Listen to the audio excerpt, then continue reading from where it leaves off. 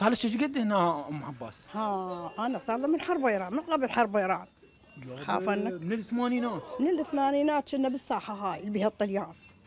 والنوب الدور صرت شو اسمه هذا، علمني بيه راح من بالي. شنو وياه هو ذكريني انا هم نسيت. لا نسيت. انا نسيته بعد. نسيته. خب بعدين جيت لهنا. جيت هنا باعوا البيت بمحلات. ايه باعوا وجيت هنا والله. هنا محلك ايجار؟ اي والله. ايش قد ايجارك بالشهر؟ ايجار ياخذون 200. 200 وحراسه 3000. حراسه 3000 يعني هم بالدولعي. بالدولعي. دولعي منطقه راقيه. موز. هسه بيتك وين؟ انا بيتي هنا.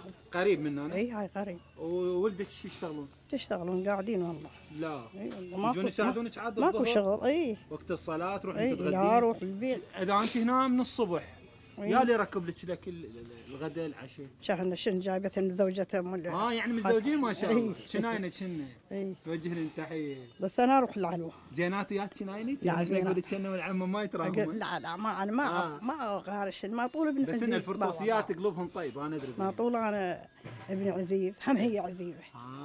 يعني على معزه الابن. باكر ورانا موت. لا عمرك طويل. مثل ما تظلم بها هناك بالاخره يظلمون بيك. لا والله معباس. صحيح ولا؟ والله معباس كلامك شيء. هي هم بشر. صحيح. مثل ما كانت عندنا بناتنا عزيزه، هم هن بنات العالم عزيزه. والله من هاي السالفه مثل ما بناتهم عزيزات. وحك هاي شوف وهاي منعمه الله. خلاف الاخو ما يقول لاخوه تعال لي جاي. ما له غرض، بس سوت شركبات. انا ادب لها دجاجه، ادب لها سمك، ادب لها شتريد. ما له غرض. اليوم شنو ما قلت شو مركبين اليوم؟ لو هي يمها ما له شغل. هي يمها؟ ما له شغل. والله عم مدلله هاي كانت. ما له غرض. الله يحفظهم وليك. الله وكيلك. يحفظ ولدك ويحفظ جنانك. كفيلك محمد مدللتهن.